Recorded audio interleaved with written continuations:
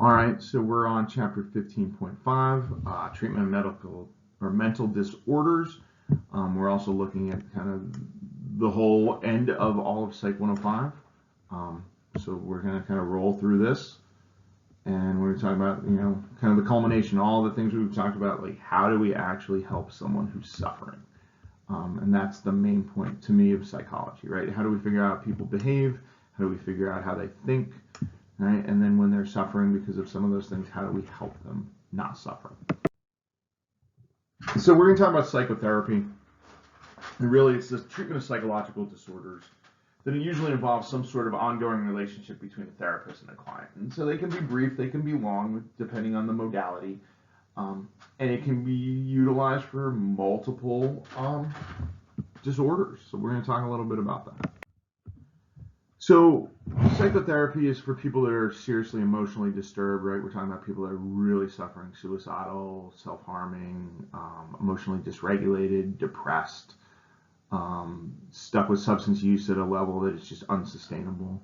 Then we have the worried well, people that are not, they're not suffering, but they need, maybe they need somebody to help clarify some goals. Maybe they're unsatisfied with their relationship. Not enough to leave, but, where they want to get better. And then we got this healthy people who want to function more effectively, kind of like Maslow's self-actualization. Now, all these require the individual to be motivated to improve, right? No therapist is going to come to your door, right? Knock on your door and tell you, hey, look, I need you to come to my office. I'm going to help you out. You have to go seek help. These individuals have to realize that they need to change, right? So that's the client is a very important part of this. So some of the schools and ideas of psychotherapy, the first one is Sigmund Freud's psychodynamic. And this is where he's going to talk about those conflicting forces, right? The battle between the id, the ego, and the superego. And the idea that the client or the individual is unaware of these forces, right? And so the psychodynamics is going to be pulling up a lot of, looking for your defense mechanisms. It's going to do a lot of talking, right? A lot of unconscious. So this is where we're going to do some word association, dream analysis. And this is where the psychoanalyst knows more about you than you do. So this is the oldest talk therapy, right? And so we talked about this. Sigmund Freud was one of the first people who said, hey, if you're suffering, if you come and lay down on my couch and talk to me, we're going to figure something out. Maybe not as validating or as kind as might we see right now, but his goal was we could talk and some of these problems would go away. Right? So he does things like free association. Okay, so, I'm going to say a word, give me 10 words that come up with that. This is like the Rorschach test, looking at those pictures and saying, what do you see? Remember we saw those pictures, some of them look like witches. Oh, so you see witches, are you haunted? Have you done something horrible? Do you see yourself as a witch? And then transference is this idea that how you act with the therapist, you're not acting it with the therapist, you're acting it out some past story. So if you're angry and sullen with the therapist who's a male, then that therapist might say, oh, now you're working through your parenting issues, your father issues. You're treating me like you treat your father, and so we got to explore that. And this idea that we release these pent-up emotions, and then we have catharsis, which we talked about in that kind of theory of personality chapter. Okay, free association, think about a symptom or problem, says everything that comes to mind, right? A little brainstorming, and supposedly somewhere in there you're going to have the truth comes out. Right, transference is this client's experience of feelings is previously associated with a parent or other important figures, right? And you're transferring it to the therapist. So that's a little bit of psychodynamic theory. Psychodynamic therapists are also making some active interpretation of the client's statements, right? Saying the thing, really listening to what they're saying and trying to delve deeper into it. One of the things that a psychodynamic therapist will argue with you if the client says, nope, that's not what I mean, that's not what I'm trying to say. Psychodynamic therapist will argue with it and say that you're being resistant to therapy. So there's a power differential in this, where the psychodynamic therapist holds a lot of the power over the client. Okay. Next will be behavior therapy, right? And so we're talking about behavior therapy this is our chapter 6, right? Learning. And so they do a lot of treatment planning, and the treatment plans usually focus on things like actual behavioral goals. So we're looking for, maybe for kids, we're looking at things like staying in your seat for an entire class period. Maybe for individuals, we're looking at spend a maximum of X amount of dollars a week, and then reinforcement. You're also going to see this in the substance use world, right? Trying to spend so many days sober, and then reinforcing yourself with some sort of behavior. Okay, so this is how we talk about bladder training. You look in the book to for a deeper explanation of this. Some of the other therapies, right, and these are, maybe you don't see them as much, but they're kind of the foundations of kind of modern therapy, is cognitive therapy, right, where we're looking at you to change the way you think about the situation, right? So instead of seeing the glass as half empty, you see it as half full, right? How do we see challenges as opportunities? Rational emotive therapy assumes that, your thoughts precede your emotions, and that unpleasant feelings result from irrational thoughts. So a thought that, if somebody shows the behaviors that mean they didn't enjoy the conversation with you, you suddenly think, they don't like me, nobody likes me, and then you feel worse about it, instead of just saying, oh, I guess that was a conversation that didn't work out. It's used for the basis of some other therapies moving forward, but we're not seeing a lot of rational emotive therapy. What we do see, and this is kind of the coin of the realm, this is your standard therapist is going to do some sort of cognitive behavioral therapy. This is both a broad way to describe therapy and a therapeutic modality itself, but basically it sets some clear goals for changing behavior, right? So we're going to have things like, 3 sober days during the week. We're going to stick to our budget. We're not going to self-harm. We're going to call, 3 new places for a job this week. And then we're also going to talk about this interpretation of thoughts and events, right? So if the individual can't stay sober, right, one of the sober days they drink, we're going to figure out what was the thoughts that led them to drinking, what were some of the interpretations, what were some of the things that led him towards this lapse. So we're kind of looking at both what's going on between your ears, and also what are you actually doing in the world. Outside of this, humanistic therapies, right, person-centered therapies based on the theories of Carl Rogers. All right, this is the idea that your self-image and your actual image don't match. Person-centered therapy, you're not seeing a lot of it. You're seeing a lot of person-centered therapy is kind of informs cognitive behavior therapy or psychodynamic therapy, but very few people are still out there just kind of doing the, I'm okay, I'm just going to let you talk, I'm not going to give you anything, I'm not going to weigh in on anything, I'm just going to give you space to be you. There is some benefit to it, it does work, yet unfortunately what we find is a lot of behavior doesn't change, and that's mostly people come to therapy because they want to change a behavior. One of the things that we do have is this non-judgmental, unconditional, positive regard, right? So the therapist is genuine, empathetic, and caring. The therapist genuinely likes you and wants to hear what you have to say, but then they don't interpret it or give you any advice.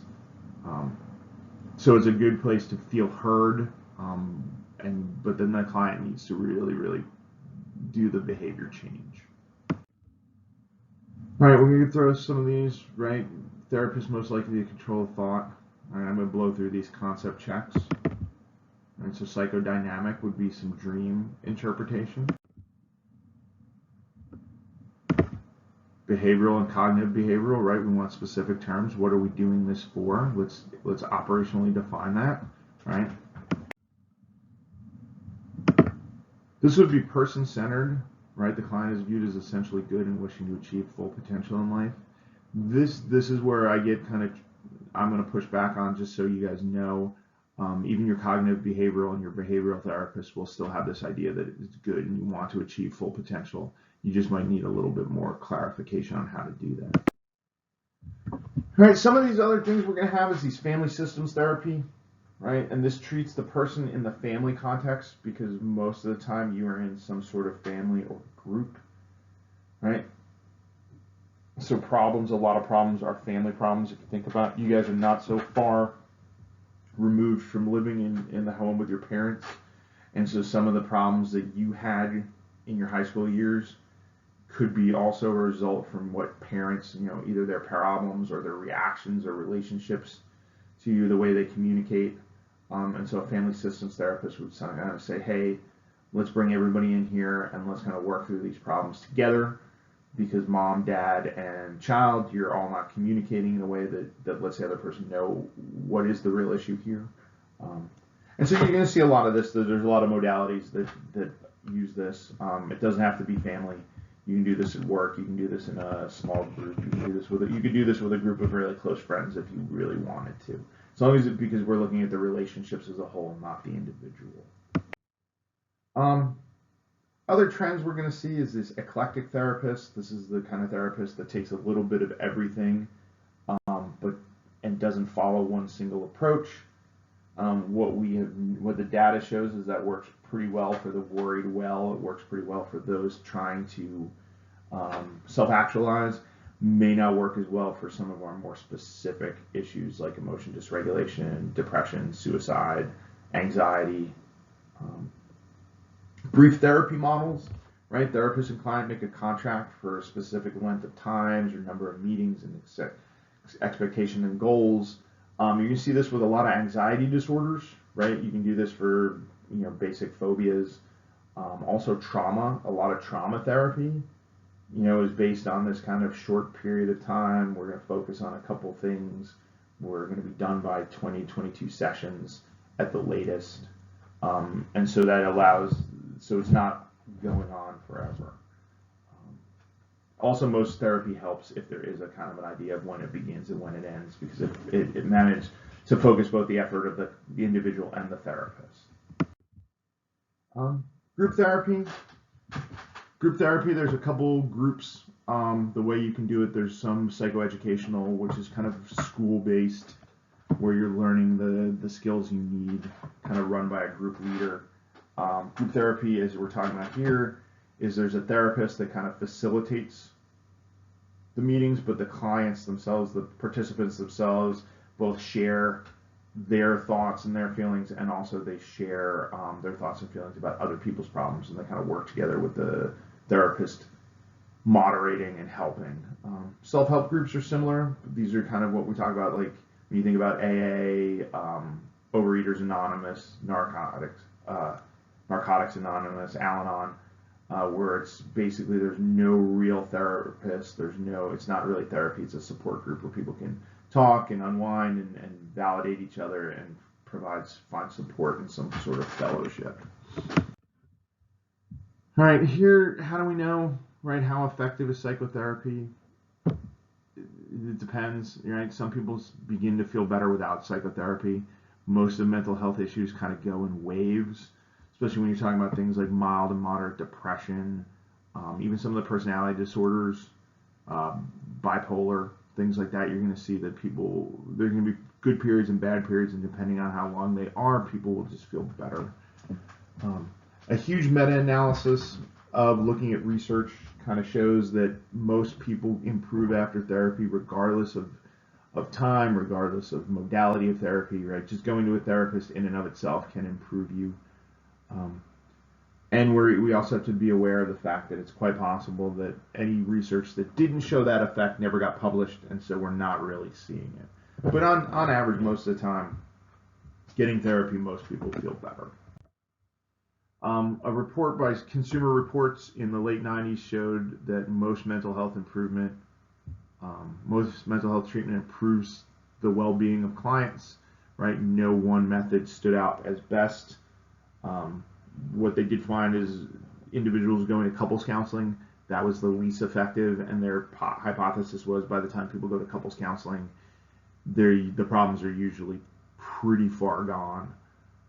And they also found kind of the number one factor that supports you getting better is your relationship with therapist. So if you and your therapist you feel heard, you have a pretty decent understanding of what you're doing. You don't have to like them, but you have to feel that they are in your corner. you tend to get better than maybe the best trained therapist that just doesn't get you or you don't enjoy being around. Some of the advantage, right? Some people go, oh, the gym is my therapy or my dog's my therapist, and those things are good, right? And those are very helpful, and this is kind of be one of my bias, but talking to your friend, talking to your dog, talking to your buddy in the gym, they're helpful, but a trained clinician has some things, right? They respect confidentiality. Due to HIPAA, your therapist isn't going to start talking about you. Or if you leave that therapist and go to another therapist, they're not going to have a bad feeling and put your stuff all over Facebook and Instagram. Also, a trained clinician should be using evidence-based treatments, right? Things that are, if you present with suicide and self-harm and substance use, your therapist should be using the evidence-based treatments for individuals with high suicidality, self-harm, and substance use. They're not winging it and making it up as they go along or just saying, hey, this is what I think should be done. They're following the evidence.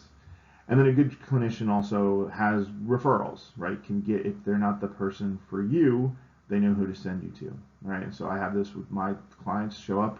Sometimes somebody will show up on my schedule. I'll start listening to them. I'm like, hey, I'm not your man, but here's 3 people that would be best to call. All right, similarities through all therapy is that therapeutic alliance. Client and therapist have to have some sort of trust, and the client does some sort of introspective work, though not every culture sees the benefit in that. Another things that you're going to see in most therapeutic methods is there's going to be some form of encouragement by the therapist to keep going, and the client's desire to improve and change needs to be supported. So a lot of validation, a lot of goal setting, a lot of seeing where progress has been, where they started and where they're going. So some of the things to talk about for potential clients, right? Things about ask your local mental health association for recommendations. For you guys, it would be talk to the counseling center. If you want to see somebody out in town, figure out, do these things matter? Similar cultural background, gender, sexuality, life experience. Do they have to share their same faith community, spiritual orientation? These are all questions to ask yourself before you ask them. Also, some of the things is, anybody who overpromises and underdelivers, you should be looking for some small improvements in the first months, not broad, big improvements. Nothing gets changed particularly quickly in 28 days or 4 sessions. Other things, being an active participant, right? Nobody's fixing you. You're not a car being fixed, right? It's more of a coaching, mentor-mentee relationship, right? You do the work and they are the expert. So the common expression is, I'm the expert on behavior change, you're the expert on you. Basically, therapy shows, most therapies are equally effective. There's no best type of therapist or best method. No method of psychotherapy works for all clients, right? Some psychotherapy works better for other types of clients, right? So if you have PTSD, you're going to go see a trauma therapist. A psychodynamic therapist probably wouldn't be as effective. And so remember, if you're looking for a therapist, or you're telling somebody they're shopping for them, you don't take the first one you find. You want to find one that works for you. Okay, last little part is some things about prevention, right? So there used to be community psychologists that tried to focus on the needs of the groups, right? Community mental health. That's kind of dying out, though perhaps in these current situations things will improve. And so we're looking for strategies to prevent or reduce the effects of mental illness inside the whole community, not just for the individual. So there's goals of prevention, right? Stopping it, so this would be the kind of idea of removing child abuse. Therefore, we would actually stop PTSD. Intervention would be the idea that we were going to screen people early, right? So we're looking for this for trauma. We look for things like this for autism, right? Relieving it. And then maintenance is the idea that we're going to keep people engaged in mental health treatment. Some prevention steps, banning use of environmental toxins, right? This is the getting rid of lead paint, because that leads to developmental disabilities. Good prenatal care and education. So these are the things we're doing when we're ensuring that mothers, especially with low socioeconomic status, have access to good health care, taking prenatal vitamins. Control smoking, educate the public about smoking, substance use, right? While the DARE program, DARE to Stay Off Drugs, has not shown much of efficacy, letting individuals know the effects of substances and substance use on people can help. Promoting full employment, right? High quality, affordable childcare, right? Improve educational opportunities. This takes some of the environmental effects, some of the environmental precursors that may dispose somebody to mental health issues. Okay. So this concept checking, what are some other steps that would promote good mental health, right? That's for you. Some of the things that we've seen socially, right? Back now we're looking about 30, 40 years ago, a lot of mental hospitals have shut down, a lot of patients have been released, ones that probably needed some form of inpatient or managed care for the rest of their life. And so what ends up happening is if they're discharged from that back to their homes of origin, or even just out onto the streets, they lack the support system that would allow them to at least function minimally, if not effectively, in the environment. So a lot of former mental hospital patients, are now homeless, been placed in nursing homes, prisoned, right? For, we're looking at jails, things like that. Or they've died, right? It's very hard to take care of yourself when you have schizophrenia and you're living on the streets. And so this is kind of interesting, right? We got these ideas of the right of those with severe mental health problems to live freely in society may conflict with others' rights. So especially if they want to live free in society and they're a danger to themselves, others, inability to take care for themselves. If they can't take care of themselves, who does take care of them? Traditionally, that's a job for families or nonprofits, right? But this is a question, would mental health be an issue to have somebody incarcerated or put into a long-term care facility run by the government, right? So, or some other entity? It's a question we're going to have to grapple with as time goes on. Involuntary commitment.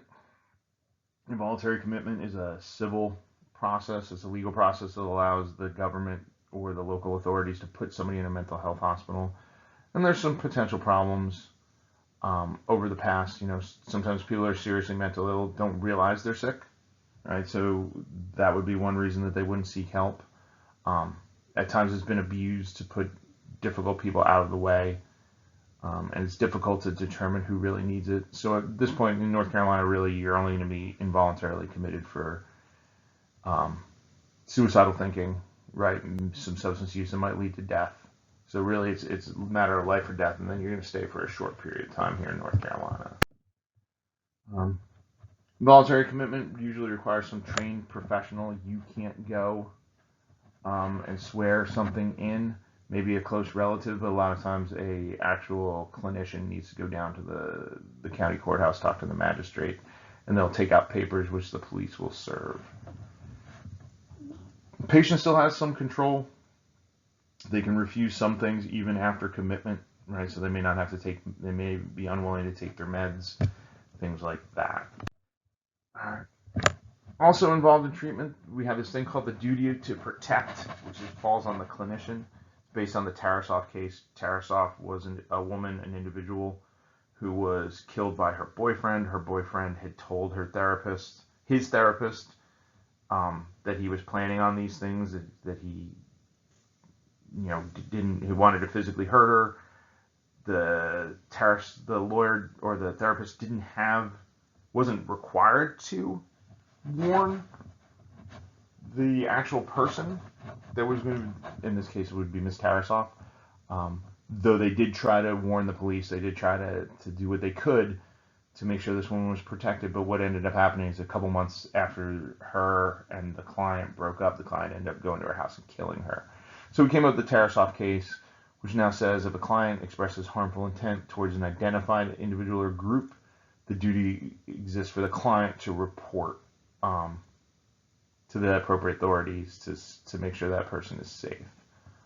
Super hard, right? Because you're wearing the therapeutic balance, the therapeutic alliance with the safety of this person that a therapist may or may not even know.